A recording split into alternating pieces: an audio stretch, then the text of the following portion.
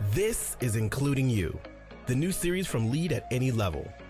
Including You features stories from chief diversity officers and other executives who are creating inclusive cultures in their organizations. Our goal is to show what's working in companies just like yours, to give you the tools you need to keep pushing for progress in your own workplace. We want to create belonging and opportunity for everyone, including you.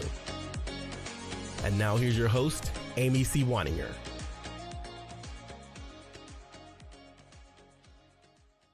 Welcome back to Including You. I'm your host, Amy C. Waninger. My guest today is James Thomas. He's the Director of DEI Engagement and Recognition at Alaska Airlines. Alaska Airlines has been flying since 1932 and is notably recognized as a standout performer among domestic carriers in the United States. The company employs 23,000 people. James, I'm so glad to have you here. Welcome to the show. Thank you, Amy. I'm so happy to be here today and have an opportunity to talk about a subject that's so near and dear to me. So I just want to say I've already learned something just in the pre-talk, in the little bit that we were talking before I hit record, that Alaska Airlines is actually based in Seattle and not in Alaska. That was news to me. Yeah, I'll share that. We fly to Alaska. I think obviously it's our namesake. And we got our start in Alaska, and it's a very rich part of our history. But yes, we are based in the Pacific Northwest in Seattle, but we fly to Alaska.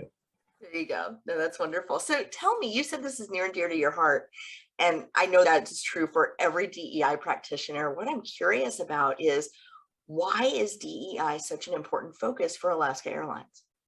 Yeah, I think I would probably say it's essential to our business, Amy. In the airline industry and in most industries, in the travel industry, you're catering to a very diverse audience. When I think about who flies on our planes, we service customers from all across the world, to all different parts of the world, and through our different airline partners, everywhere you can think of, and they're very diverse. And so in order for us to be able to be an airline that truly cares about people and different people, I think you have to be a company that's focused on diversity, not only just in your values, but also in just your representation of employees that come in contact with your guests. For those reasons, it's a really big part of our business, and it's essential to our continued growth as an airline. So definitely an important subject here.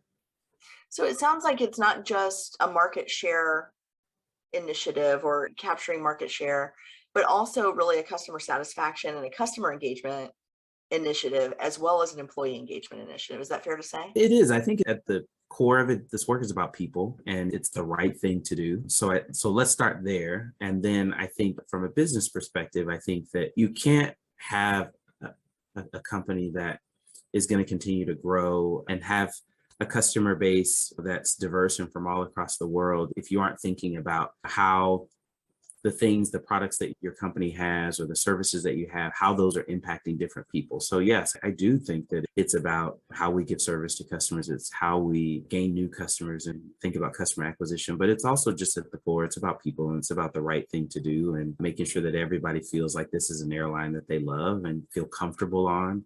And we talk a lot about care at Alaska, and inclusion and diversity and equity is caring at its core.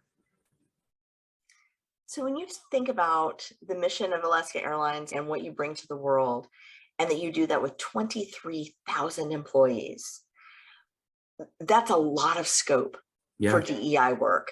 Yeah. What do you look at in your organization and think, wow, that's the thing, or that's one of the things that really makes us unique, that's really pushing us forward in this space? Yeah, I think it starts with our people. And I know this sounds really cliche, and I know a lot of companies will say it's our people that makes our company and our organization, but it truly is the people that make Alaska who we are. We try to ensure that we're hiring people that live our values, and some of those are doing the right thing, being kind. So I think it starts with our people, but also our commitment to DEI, I think, rest with our leadership and truly a desire to want to be an airline that cares about people and that cares about human beings and that sees people for who they are. 23,000, is a lot of people. And we have a lot of employees across a lot of different stations and a lot of different places. And this work isn't always easy to push through 23,000 people. I like to refer to it as it's like a big moving ship that is hard to turn around and get going in one direction. But I think our people are a big part of that. And I think our people are what help us really ensure that we're doing that, but a commitment from leadership that this is the company that we want to be in terms of inclusiveness and diversity. And so what are some of the initiatives that you've done with your folks that you're pushing out or that you've implemented that you feel like are game changers for you? Yeah, one of the biggest things is this big plane in the background behind me. This is what we call our OC livery, or our commitment plane. And this was one of our biggest things that we launched last year. And this was a couple of different things. It was our longstanding partnership with UNCF, but it was also really our way of putting our money where our mouth is, and really using our planes, which is really one of our biggest assets to being a flying billboard, and really showing our commitment to not only education, but also equity, education being the equalizer in equity. And so we partnered with our Air Group Black employees and allies, a business resource group, which is our Black employee resource group, and UNCF to develop this plane. And so the pictures on the side of this plane are the students, or actually the children and mentees of some of our Black employees here at Alaska Airlines. And so that's their faces on the sides of this plane. But it also was just a commitment that, hey, we believe that equity is important, and we want to show that. We want this plane to be a flying billboard, that we're not just saying it's important to us, but we're actually committed to it. And we're committed to it in a way that we're going to put it on a plane, and we want people to see it. So when it flies through the air, it's just that public commitment, visual commitment of our commitment to diversity, equity, and inclusion. And it is stunning. For those who are catching the audio and can't see it, it's beautiful. And I'll put a link, if we can get a link to the picture of the image of the plane, in the show notes, so you can go look. It really is beautiful artwork, and it captures a wide spectrum of folks and their style and their hues, and the way that they're presented is just absolutely beautiful.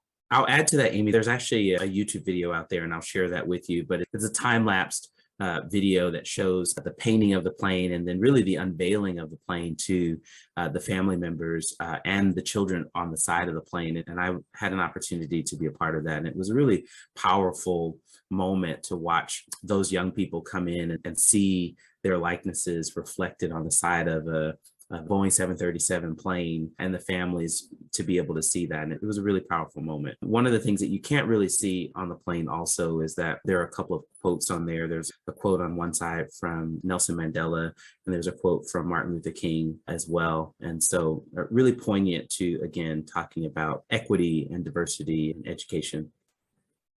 I think it's beautiful.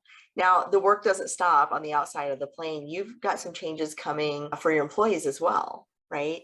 We do. I'd say our biggest commitments last year, we made some pretty public commitments. We released our 2025 diversity, equity, and inclusion commitments, and those were really broken up into 3 parts. The first part really being representation. And we made a commitment that by 2025 that we wanted our leadership, and that's our director and above levels, to represent at a minimum our frontline population. And so our frontline population at the time was 30%.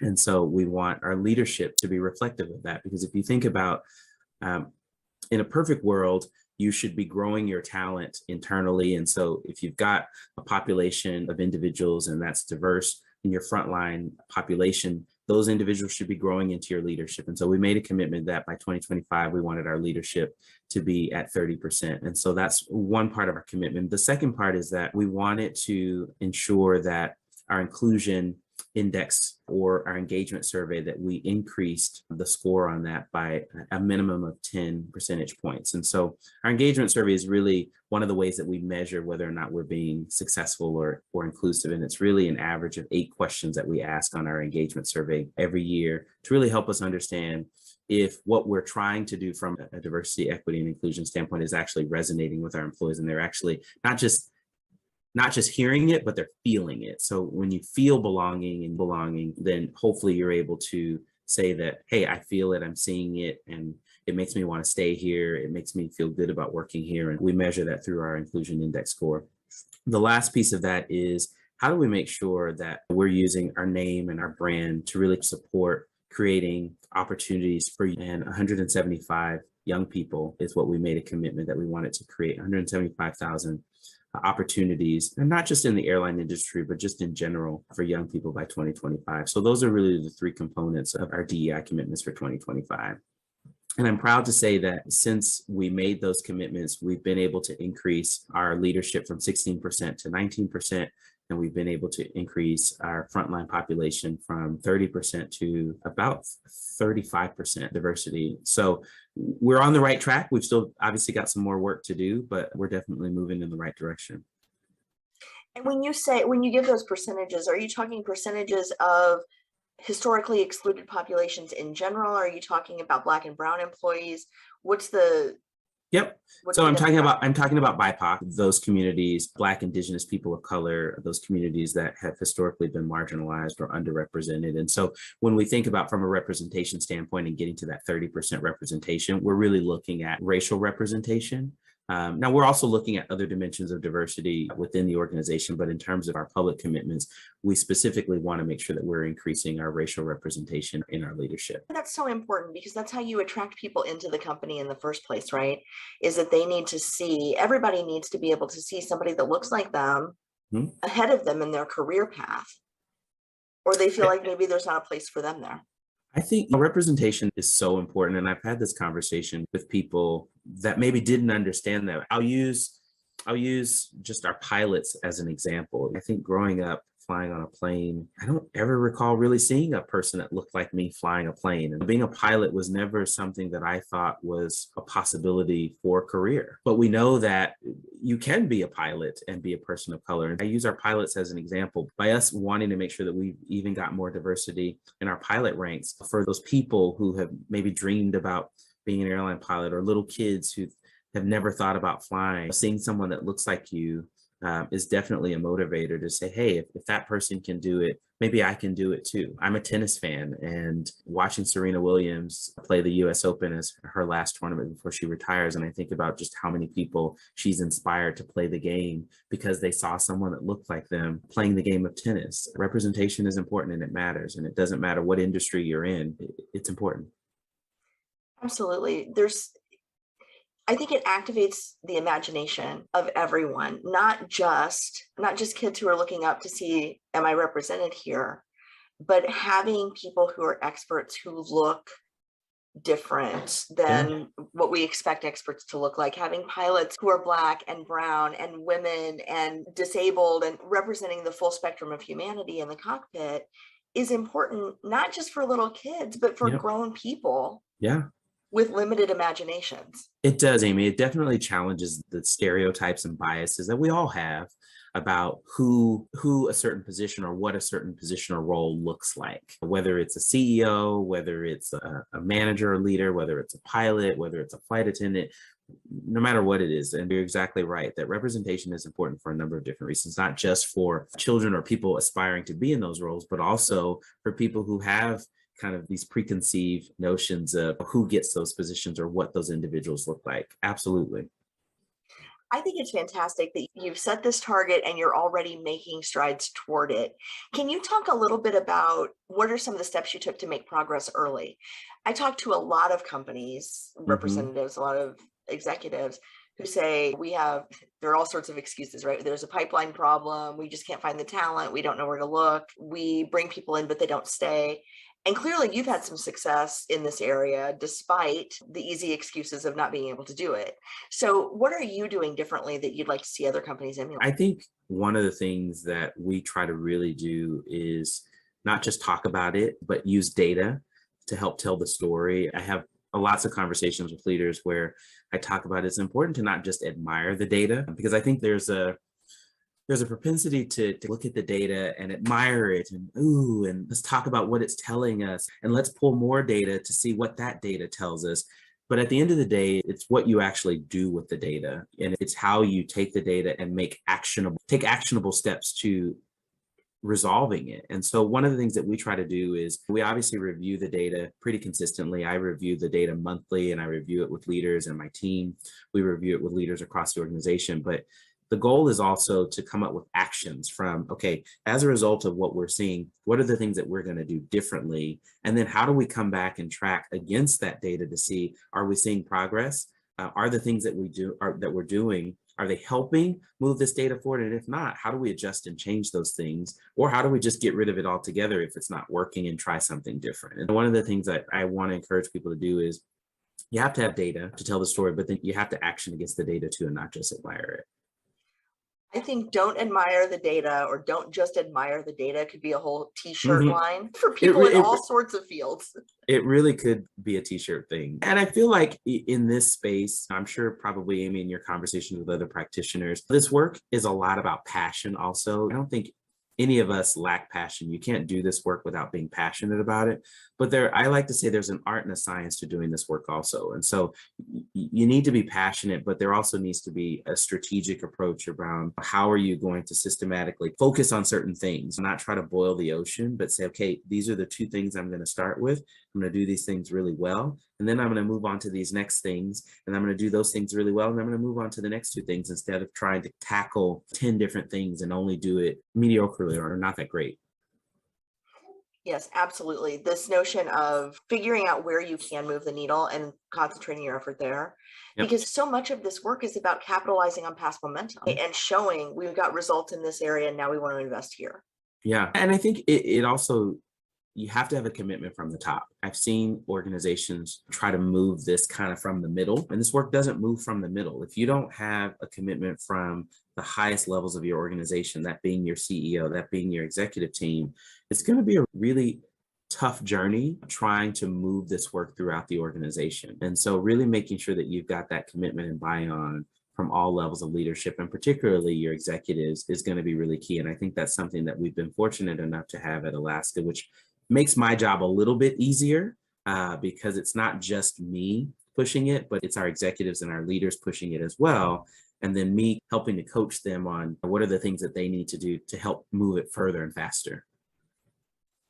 Yes, I get into conversations a lot where people say this approach doesn't work, or this approach doesn't work, or we'd be where we want to be already. And I turn that around and say, if we're not where we want to be already and we're going to blame the approaches, don't we have to blame all of the approaches?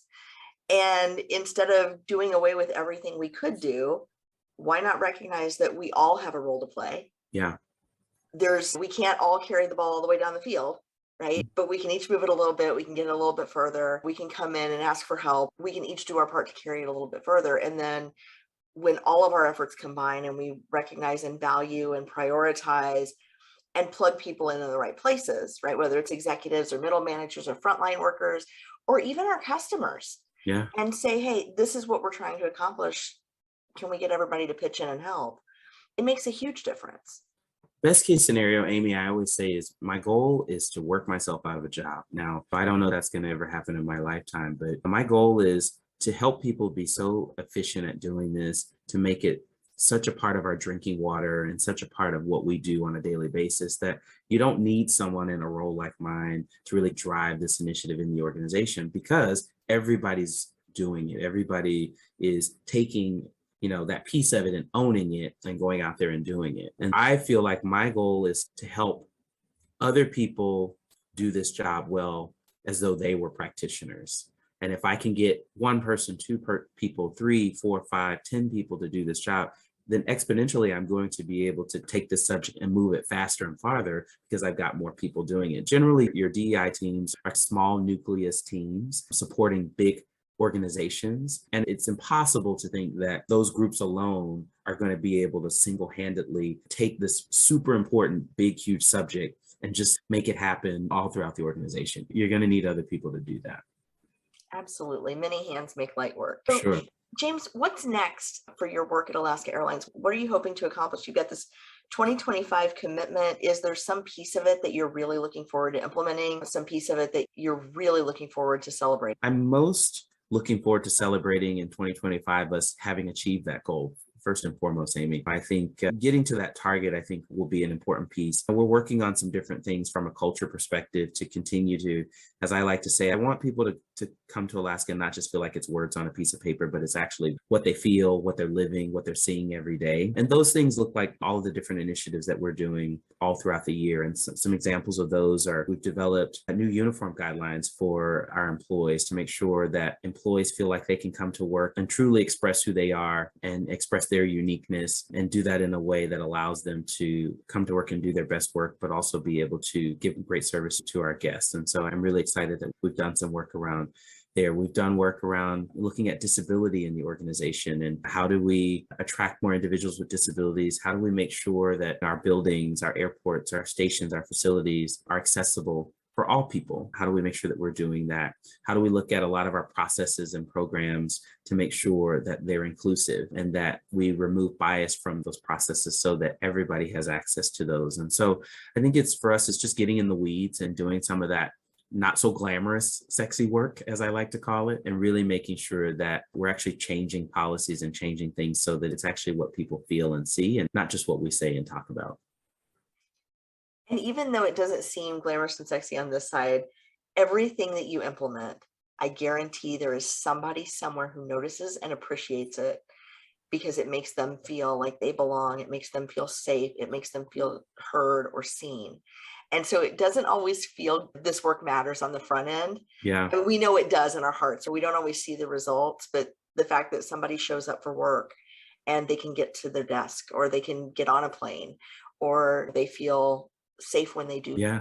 That is hugely important. And I think very sexy. I appreciate that. I hope that when people are having conversations about Alaska, whether they're an employee or whether they're a guest at their dinner tables, at home with their families, I hope it is a conversation where people say, you know what, I love Alaska Airlines. I love working there. I love flying them.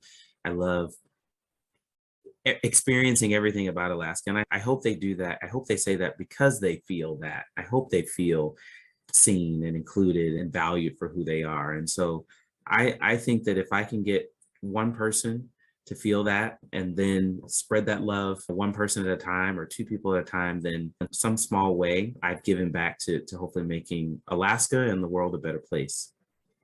Absolutely. James Thomas, thank you so much for your time today, for sharing your expertise with us. Thanks, Amy. Thanks for having me. If you've enjoyed this episode, follow Lead at Any Level on LinkedIn and YouTube. Then join us for Including You video simulcast every Thursday at noon Eastern. Including You can also be enjoyed each week as part of the Living Corporate audio podcast series, available on all major podcast platforms. Learn more at living-corporate.com. Including You is brought to you in part by Lead at Any Level, a boutique training and consulting firm improving employee engagement and retention for companies that promote from within. Lead at Any Level. Leaders can be anywhere and should be everywhere. Learn more at leadatanylevel.com. Lead at Any Level and its logo are registered trademarks of Lead at Any Level LLC. The views and opinions of guests on our show do not necessarily reflect the positions of Lead at Any Level, Living Corporate, or the sponsors of Including You. That's it for this week's episode of Including You. Join me next week when my guest will be John Samuel, co-founder of Abler.